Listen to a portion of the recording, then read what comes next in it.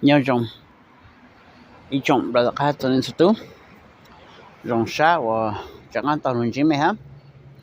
nuno ko yang mentang tu ka plau na ka feather. Okay, why is that important? I believe I made a video about that a while back too, but I can't recall. But anyways, nuno ko yang mentang tu ka plau chi ha ka plau se ha jangan mo ande tu ka plau nan dau ka plau che ta shi on den da ko ya tan na ko san mo sang fu min chi update cho me. Okay, about ka mo ka lo me yun jong tai me tu ka mo na le nya ande i xiong che tính to tính kinh này nó. Okay, tính me kinh condition le cho han de chẳng ga lo chi tao zao你叫汤知道风走知道了走姐妹到很可能面到嘞北个能够走路上 OK 来大家面大家还直播呢 OK 就可以没么 overdo 呢没么到唱北个能够呢这the next time 大家有么路哈大家冇做不了哎大家有到出来哦 OK 这看到这没呢 OK 上辅助没搞没超好黑了 OK 因为个么这面到很个了北个能够是那走路是那 OK 他没个就包能到呢 OK 没些人过的毛了 OK 等到的毛个没怕嘛好等到呀古叫冲玻璃 line ทำ port system นะ OK 包就เจอครับ包是谁但是等到嘛你包能到 OK ครับ包จี用来deck OK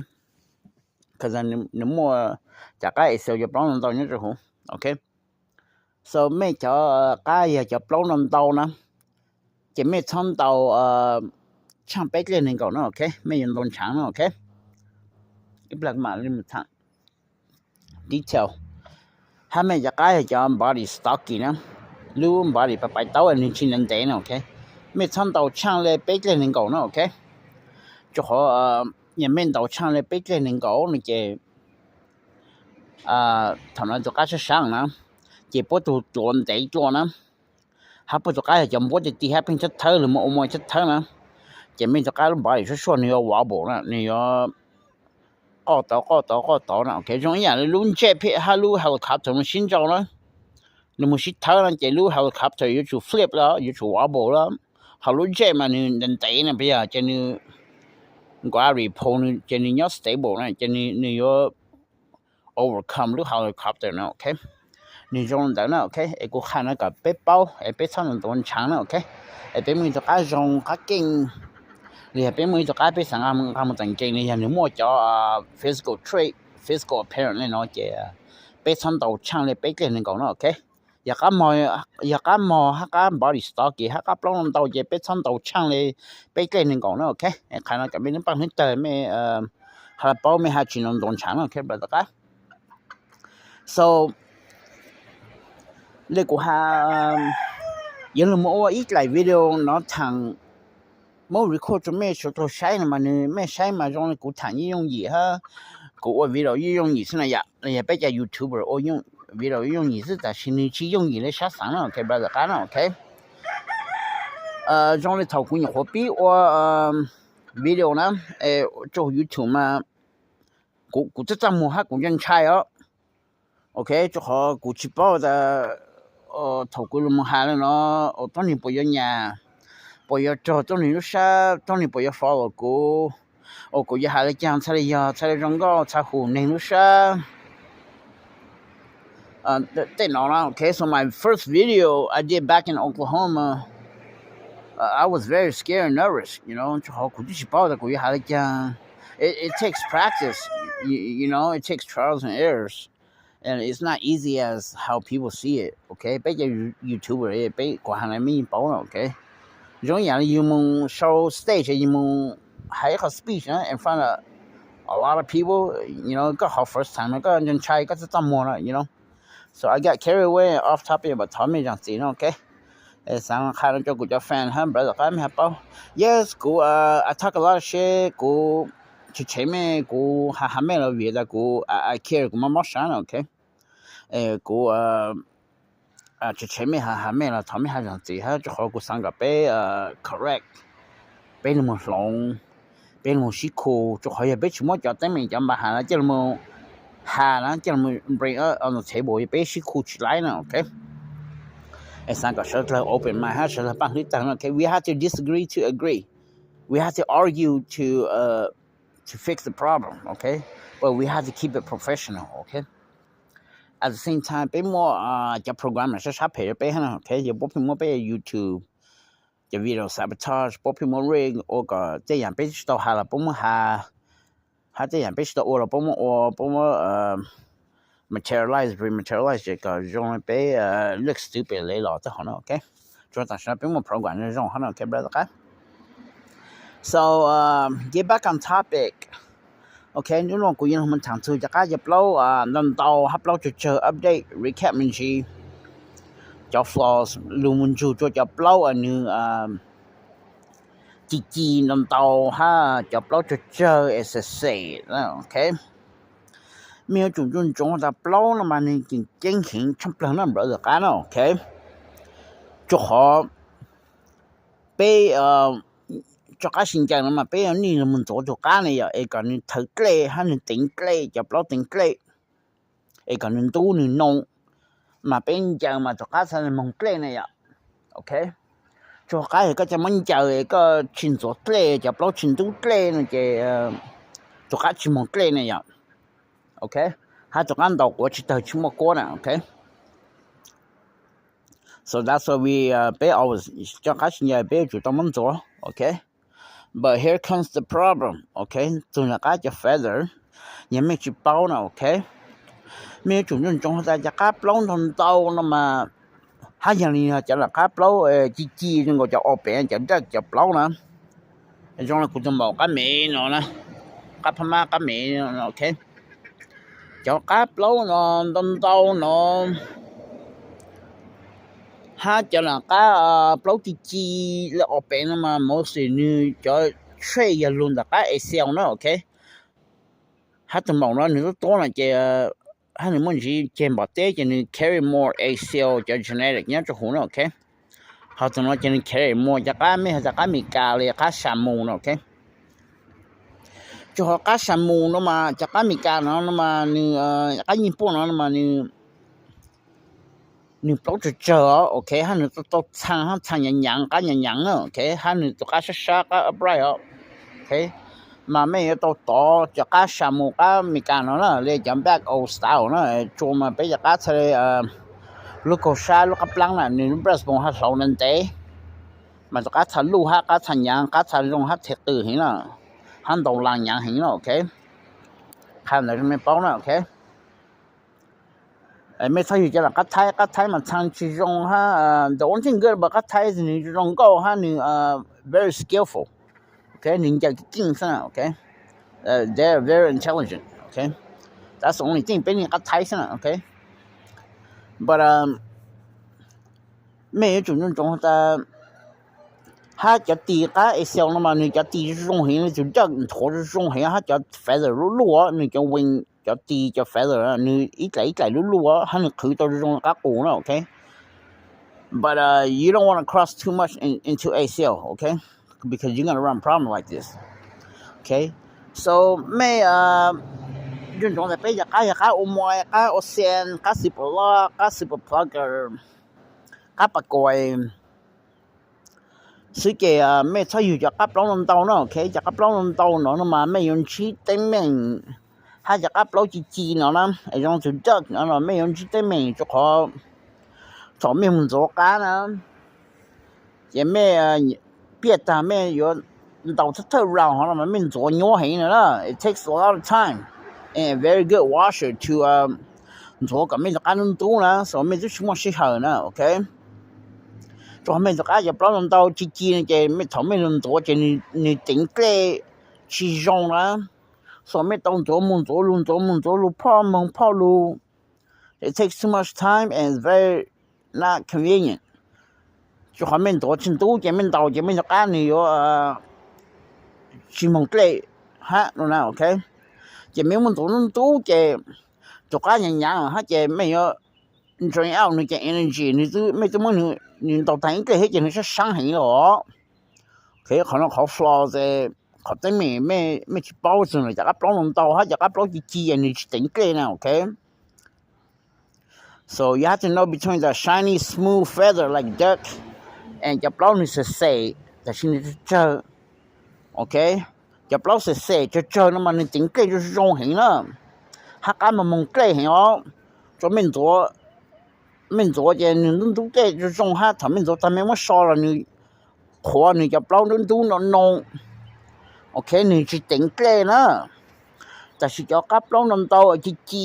สมูทเนาะมาไม่ตัวนั้นตู้มาไม่มอชอนี่จะติงเกลอยู่จะตัวกันยังเกลมันติงนำตาจะไม่ตัวกันนะ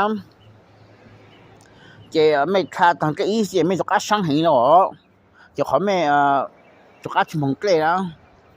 แค่เวียดนี่จะเปล่านำตาจะไม่มันตัวนั้นตู้ให้ไม่ take time ทองนะ做面多进都早见你去蒙个面多人都很了顶见到之后也没怎么说了跟顶人到之后就我就干把人养他就干咪爱了不人到进都咪爱唱他也没进爱我了主要进人都个人养进开始到呢 OK 容养了จะกับ人到呢种呢กู叫เขาตัวนะ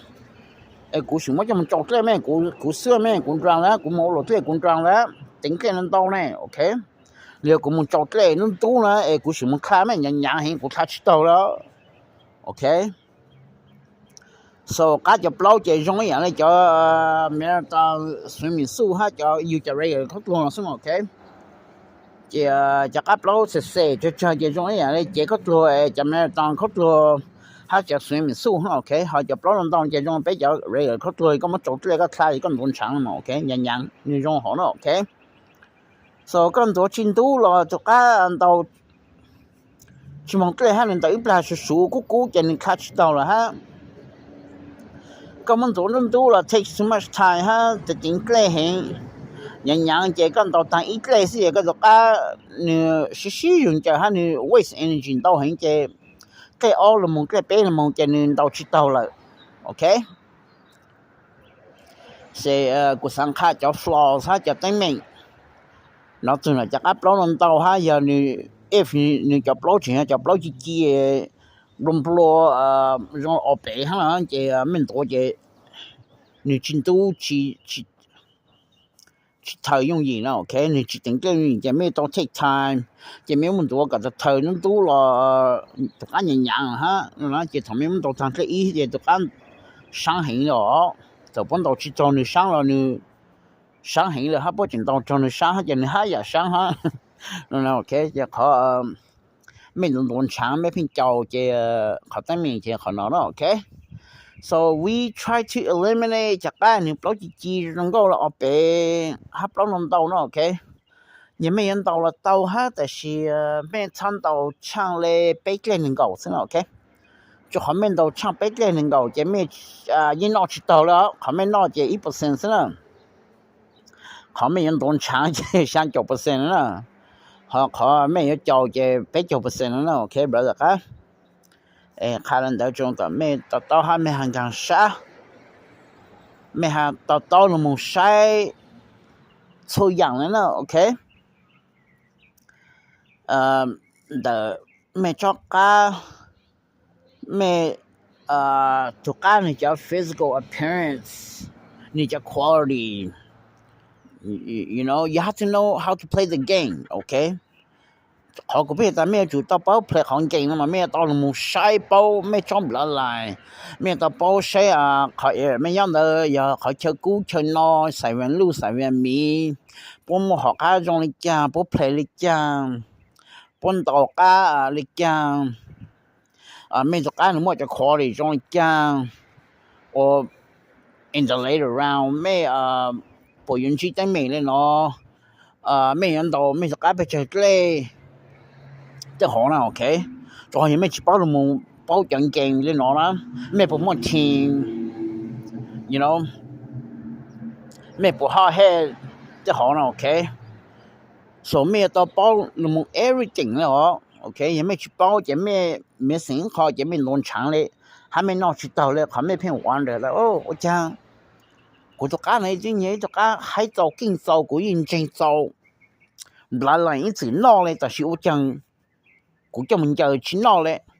但是古么么这里就里就叫们到呀偏硬嘞 because you're doing something wrong okay brother 家咩就我这样咩就去包呢也没这种长筒的呢 okay 也就是咩偏去包嘞呢 okay 也能我古么看着咩 okay everything matters you have to know how to play the game okay if my bird has a lot of feather and จะปลง到กูจะกันมอกูจะกันbody stocky นี่โอ้มวยจะกู唱到唱เลยไปเลยนึงก็是มั้也กู去闹也กู叫是มั้ไอ้ก็กู唱到唱是มั้แค่เขาก็เพียงแต่ก็ไม่ต้องเป้าเพลย์ของจริงนะไอ้จะกันbody stocky อยู่จะกันจะปลง到情哦กันโอ้มวยฮะจะ运到唱เลยไปเลยจะ运动唱是มั้就可以就กันbody stocky จะพอยากมวยพอพี่น้องเจ้าเจ็บไปก็ต้องช้างสมองเขาก็จะก็สังเกตเป็นเจนะโอเคเลยก็จะก็ปล้นตัวเจก็ต้องช้างเลยไปเลยเจก็จะก็ยังก็จะก็ทัชตัวเจห้ามบริสุทธิ์เจก็จะก็จะทัชตัวเนี่ยจะก็ต้องช้างสมองโอเคเขาก็พี่หาไม่ให้จุดตัวเป้าหรือมันเพลย์ของจริงโอเค this is what I meant okay everything okay you have to know the history of the bloodline you know you have to know your bird's physical appearance the quality ใช่นี่ผมว่าจะ quality เนาะนี่ผมว่าจะ defect แล้วเนาะโอเคไม่ต้องเป้าเลยมึงใช้ everything เลยนะ brother กันนะลองไป play chess เลยนะลองเลยอย่างเลยไป play you know play chess now okay if you make one wrong move you got shoes now okay so 看到准备包了เขาจะก้าปล้นเจอฮะจะก้าปล้นเสๆนะ I don't know you guys could tell but ไม่ใช่เลยกูจะบอกกันนะนี่จะปล้นจีๆนะ我们做都就是ไม่ใช่เลยเขาจะขอ你当都นะจีๆนะรวมๆนะไม่ใช่ก็จะใช้นี่นนโตนะโอเคไม่ใช่จะปล้นจะบอกกันปล้นนนโตนะโอเคแต่是用怎么干路多怎么但是怎么路多他怎么是แค่ตัวน้องลูกตัวไม่ใช่นี่จะปล้นเจอนะแต่ชีเสยแค่จะปล้นเสยนะมันนี่ไม่จุนชาจะเข้าจะกล้านี่ปล้นเสยนะถ้าปล้นเจอนะไอ้มิ่งตัวนะมันนี่จะติงเกล้แค่จะไม่มั่วชอจะไม่ชอตัวจะเกล้ลัวจะก็จะปล้นนงจะถูกกันต่อทำมึงเกล้ฮะกับปล้นเจอจะนี่สัตว์ทัดต่อนะคลาเลยชีเกล้ไปเกล้做这个你真路浪真要了，我们真看着病了过了 ，OK。好，就那甲老人到真你这边目前你农场了，你包干了呢 ，OK。这本到你去拿去写了你到清洁给清到对哦 ，OK。好，就那么人到这里了，入到就那就阿姨当长病了过了 ，unless 我们人到写了，人到破了。เขานี่จริงขออันนี้จริงกันตอนนี้อัดใช้กระต่ายจะนี้ชั่วโมงตั้งไม่เนี่ยนะโอเค so กูข้านะจุดไม่นะโอเคไม่จุนใช้จากการนี่ปล้นเสร็จนะไม่ตัวนี่ฮะเลยติงเกลนะโอเคฮะปล้นนี่ฮะเลยถือเกลนะโอเคนี่ฮะเลยถือเกลตัวการทะเลยังมึงเกลนะโอเคฮะจากการปล้นเฉยๆก่อนนี่ท่านยังนะโอเคand it's a chat down now okay กูข้างนะจก็ไม่จำเป็นก็ไม่หันจังช้าไม่หันต่อจนจะก็ปล้นเจอปล้นต่อจะปล้นจีจะปล้นเสยโอเคไม่เอาจังปล้นไม่แต่ปล้นจีให้ปล้นเสยนะไม่ลงพลื้ให้ไม่ใช้สมองไม่ใช้อย่างนี้เสยนี่จีเนี่ยทำไม่ลงพลื้อันนี้เสยยังก็นี่ก็ grab ไม่นะโอเคJoin the rough one เขาจะกับเราจีๆนะมานี่ smooth เห็นนะทำให้มันพลิ้งนี่ล้มโลเห็นนะ so ยังไม่อยากจะปล้องน้ำเตาปล้องจีๆล้มโลยังไม่ทันต่อช่างไปเกล้หนึ่งก่อนใช่ไหมโอเคเขาไม่อยากปล้องเฉยๆปล้องเสร็จๆนะเกไม่เตาเฉยเกล้แล้วชิงชัยเลยนะโอเคถ้าเตาเราถูกกันมันมองเกล้เห็นไหมโอเคถอดไม่มันโสดจังนะ头你混家菜对嘛没能做可能多了姐妹没事个对冲动了上地是嘛没我弄当什么 OK 姐妹做可能把你弄多了姐妹每次破火叫么说个你就老是顶给个弄东了弄些人到他们给 OK 姐给二这边么姐妹做么做他们家个弄是嘛姐妹冲动多啊我不什么cái chơi là món chỗ còn nướng tú chè cá hay là lo ha nhang cá ya cá còn chẳng ha mẹ cho ăn đồ chín đồ lên nó ok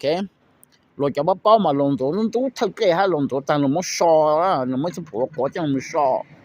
còn sao tỉnh cái nữa còn nông cho bông tú ha thì nông sữa ấy cho ăn đồ cha mùng cái sữa ấy còn cái sao tỉnh sao là mùng nhau cho bao còn sao nhang cho cá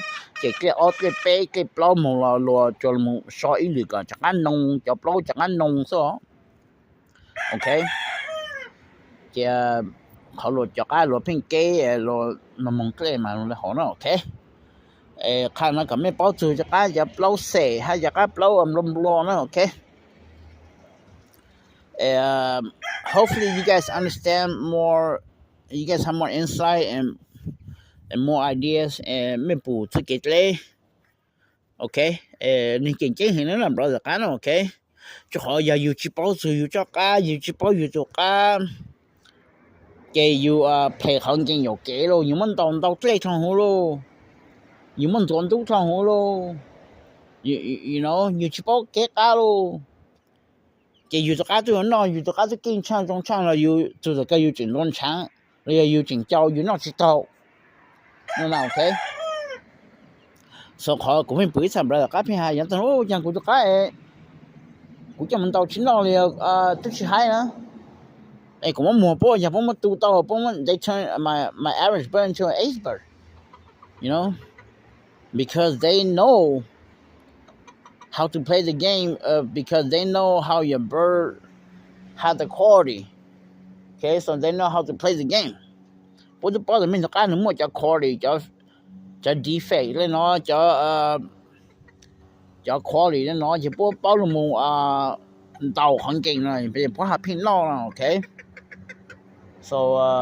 hàng nó cho mình nó ok cả mấy nước bạn nước tờ mẹ tao by having a very good bird very good bloodline doesn't make you a winner doesn't guarantee you okay brother it's only 25% to 30% of the game cái gì mấy nói gì mình tao cho là cá trò ha mấy chi ha mình tao cho rookie sao mà ok họ mình tao ít sportsmanship cho nó cái là từ lúc cá từ ta mình don't chả rồi cho cá thằng đa sĩ là chỉ mình dùng kinhตัวcá ấyตัวmình tao biếtตัวmình tao advantage everything ตัวmình dùng cái mấy chuyện don't chả ok cũng một thằng nóซื้อกับเป็นmột video sai một bài thằng có bé hà lên càng xa okay to là their physical appearance their physical trait their bloodline everything matters okay so all in đó okay bé mà sinh trí rồi là cái sẽ là nhớ trong mấy nó okay